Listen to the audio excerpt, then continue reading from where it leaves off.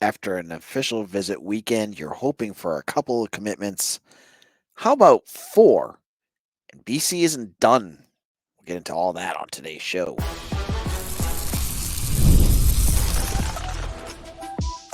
You are Locked On Boston College, your daily podcast on the Boston College Eagles. Part of the Locked On Podcast Network, your team every day.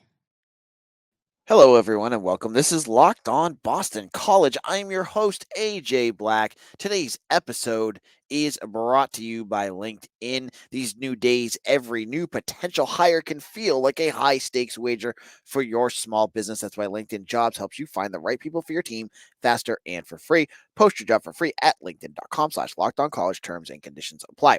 So, this episode is going to be dedicated to a very busy last 4 to 5 days in Boston College football recruiting.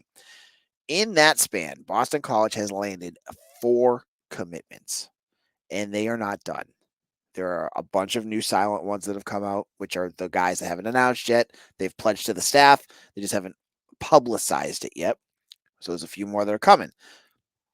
Today, we're going to go about and talking about the ones that we know about, and then we're going to wrap things up looking at the state of BC recruiting, where it's at, what kind of impressions that we have.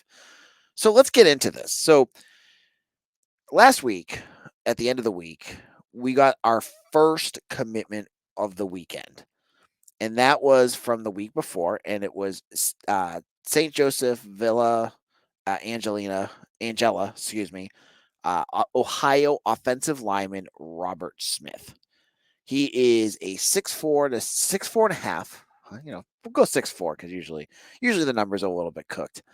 3-star offensive lineman who chose BC over a bunch of offers, but most the biggest one that stood out was Cincinnati because that was the school he also took an official visit to. So he kind of spurred one of the local schools to come to Boston College.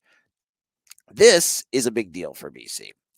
Getting a offensive lineman finally kind of breaks that holding pattern. I know a lot of folks have been wondering, like, wait, where's all the offensive linemen? And I've been telling you, they're coming. This is the first known one that we have. Now there could be more news coming on that front soon, so we'll have to wait and see on that front.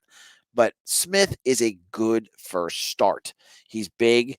He is almost 300 pounds, so he's already got a lot of that weight. But we'll have to wait and see how the strength and conditioning staff view that weight, and they may work some things with him.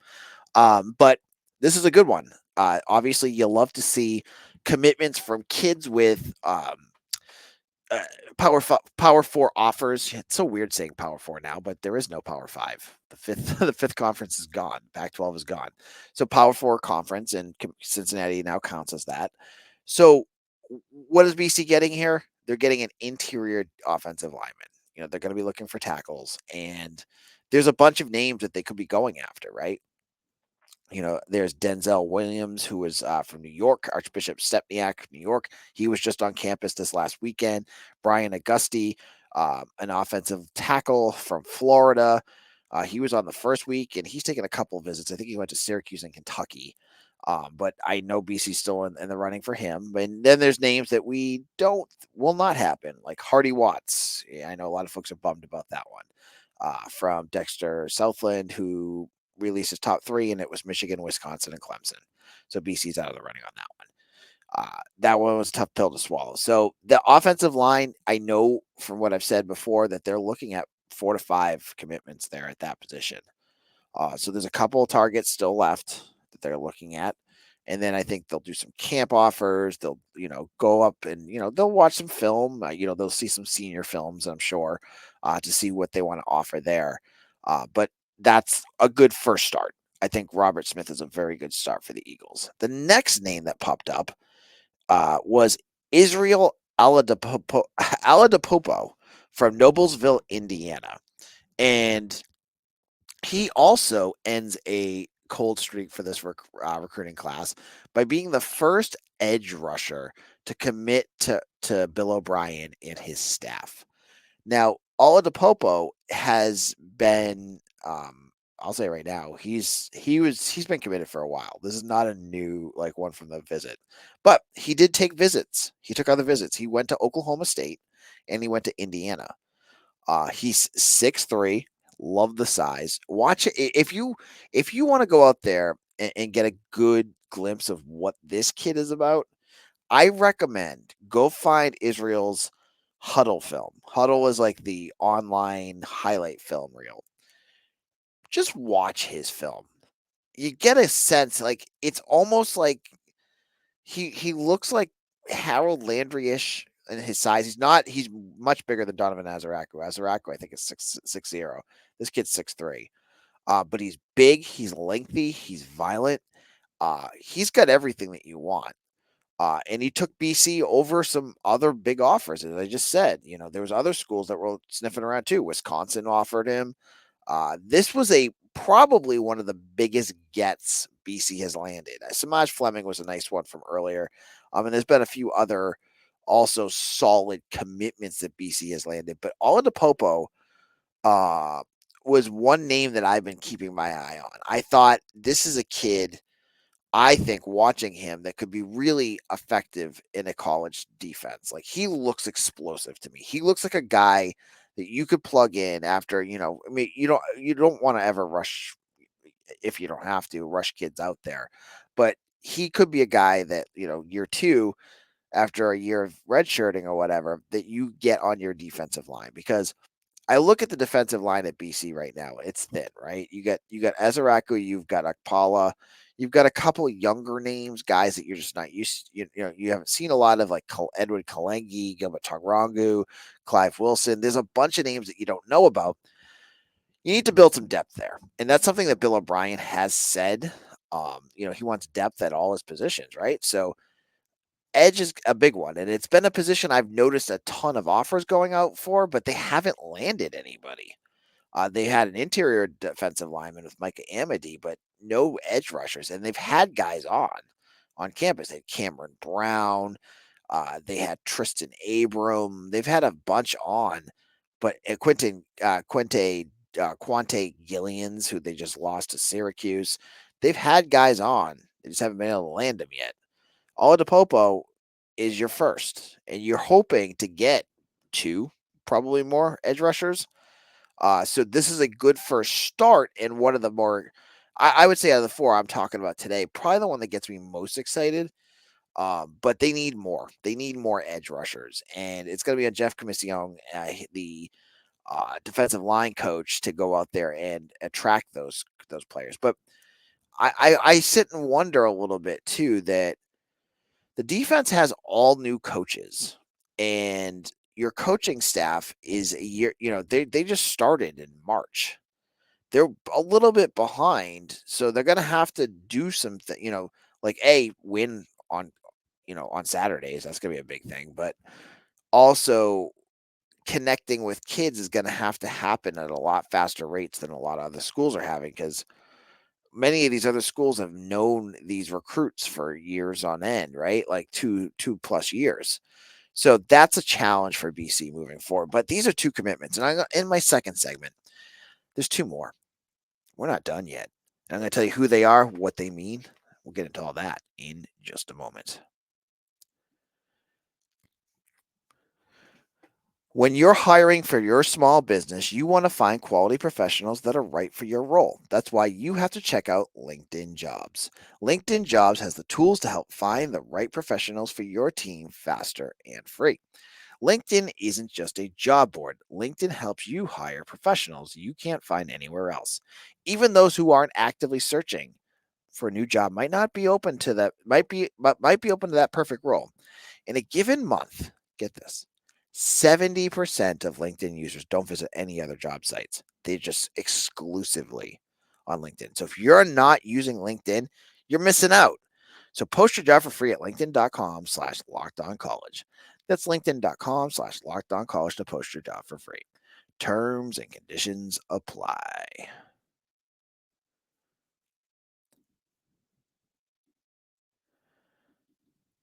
This is Locked On BC, AJ Black. Thank you all who listen on the road. If you're driving to work and you check out Locked On BC, you're an everydayer. Thank you. If you're in front of your YouTube and you're listening to Locked On BC, thank you. Just remind yourself, if you need this podcast, whatever form you need it, it's available. If you want to listen to it while you're at work, it can be on YouTube. You can check it out. If you're on the road, every podcast app has us. So check it out. Hit that subscribe button. Make sure you get Locked On BC on YouTube or wherever you get your podcast, because it is going to start getting really interesting when we get to the. So, as I said, this week, end of last week into this weekend has been very busy for BC. We have 4 commitments that we know of. I think, there's 3 new silent commitments that we don't know about, and the class is starting to get big, and that's good. You're starting to get numbers. You're starting to get a lot of key positions filled with guys that, as we put on our big board on 247's Eagle Insider, which I'm the editor of. These are all names that are not surprises. These are not guys that guys I all knew about before.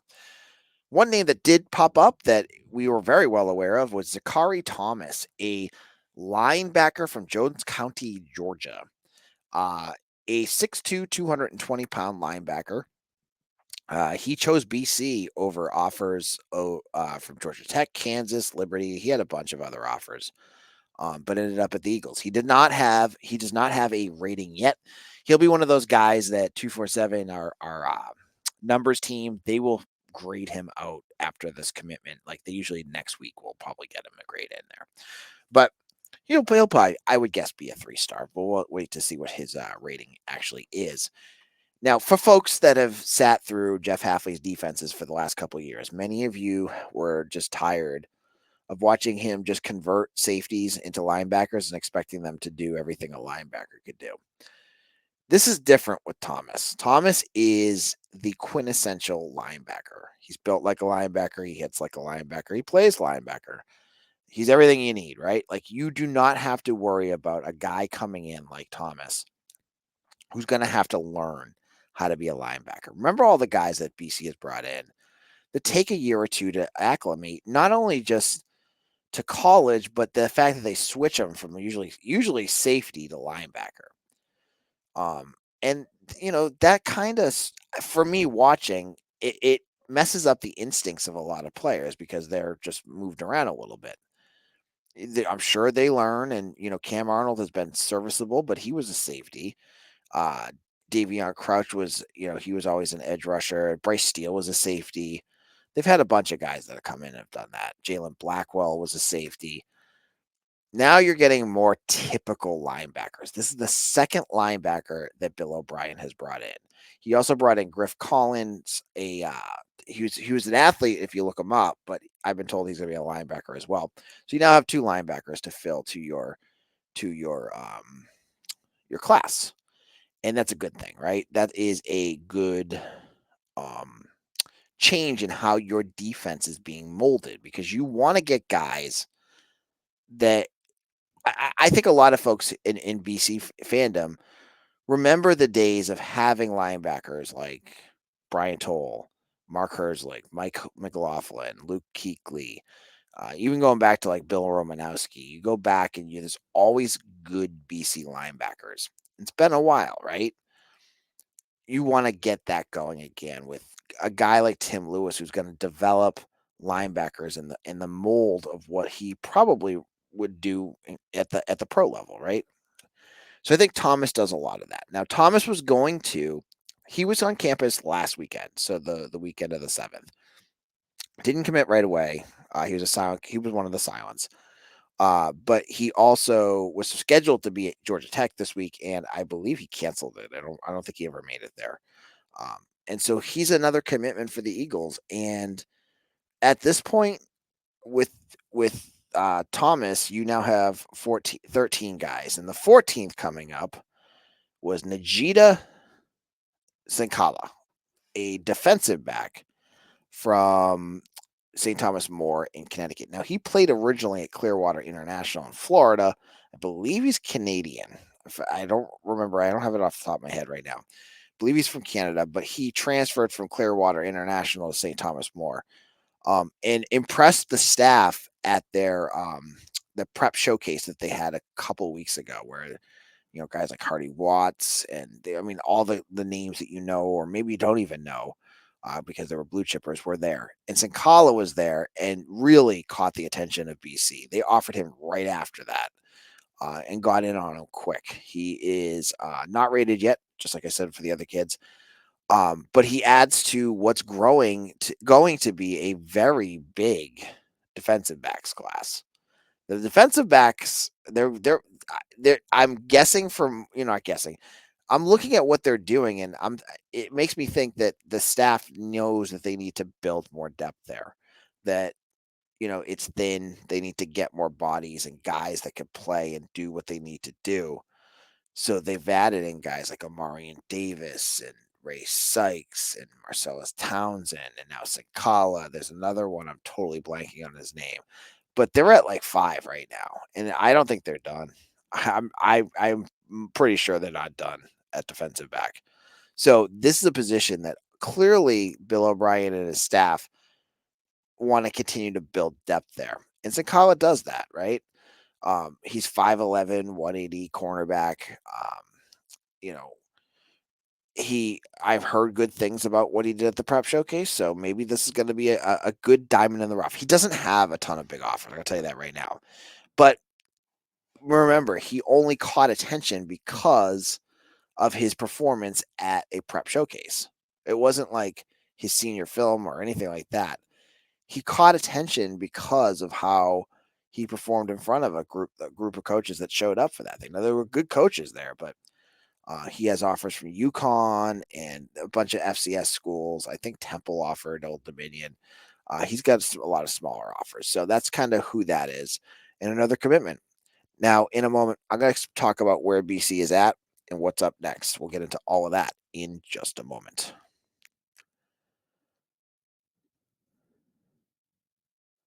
Summertime means baseball, the NBA Finals, and more, and you can bet it all on FanDuel.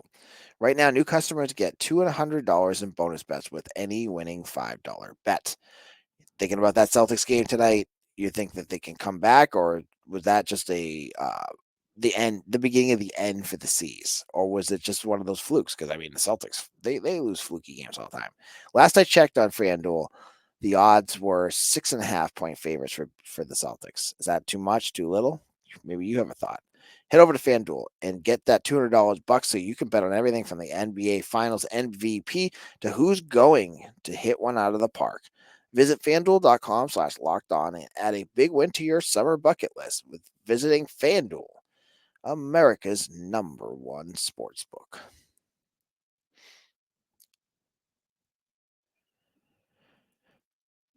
This is Locked On BC. I'm your host, AJ Black, and we're wrapping things up about after the third weekend out of 4 for official visits.